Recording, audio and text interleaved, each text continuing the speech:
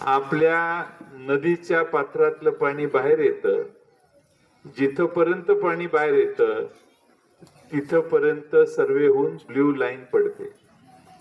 तशी आपली blue line पडलेली आहे आणि महाराष्ट्रामध्ये कुठेही ब्ल्यू लाईनचं उल्लंघन आजपर्यंत झालेलं नाही.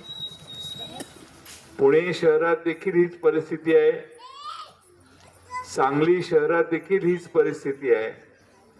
मी या खात्याचा मंत्री असताना बरेच प्रयत्न केले की ब्ल्यू लाईन ही कमी कशी करता येईल.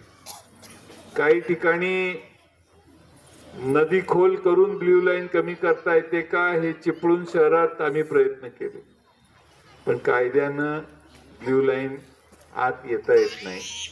जेवढं म्हणून मॅक्सिमम पाणी बाहेर निघतं त्यापर्यंत ब्ल्यू लाईन जाते आणि त्यामुळं जोपर्यंत ब्ल्यू लाईन आहे तोपर्यंत सिटी सर्वे होणं, त्या ठिकाणच्या घरं नियमित होणं हे शक्य होत नाही.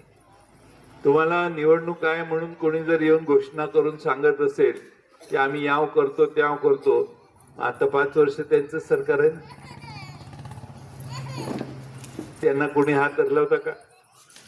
आतापर्यंत त्यांनी नुसत्या अधिकाऱ्यांना फिरवून नेऊन ब्ल्यू लाईन कुणालाच, म्हणजे कलेक्टरला नाही, मंत्री होतो मी त्यावेळी, मंत्र्यांना देखील ती ब्ल्यू लाईन आत घेता येत नाही.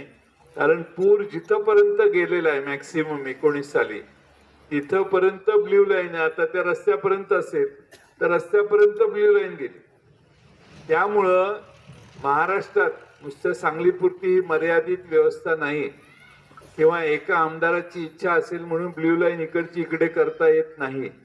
तेव्हा जे ब्ल्यू लाईनचा लाईन पडलेली आहे त्या लाईन मध्ये बदल करता येत नाही. हा सगळ्यात महत्वाचा मुद्दा आपण सगळ्यांनी लक्षात घ्या. फसवणूक होऊन देऊ नका. तुम्हाला फसवण्याचा कार्यक्रम जर चालू असेल तर तुम्हाला माझी विनंती आहे की वस्तुस्थिती लक्षात घ्या. आज आमचं सरकार 2022 ला गेलं. 22, 23, 24, 25 4 वर्ष आहेत की नाही. 4 वर्षात ब्ल्यू लाईन जर निघाली असती तर तुम्ही तिकडे श्रेय द्यायला माझी काही हरकत नाही. पण आता निवडणुकीच्या आधी महिनाभर जर अशी घोषणा होत असेल आणि काही अधिकाऱ्यांना फिरवून याव करू त्याव करू तर ही सगळी झूट आहे. 15 तारखेपर्यंत संध्याकाळी 5 वाजेपर्यंत चालणार आहे.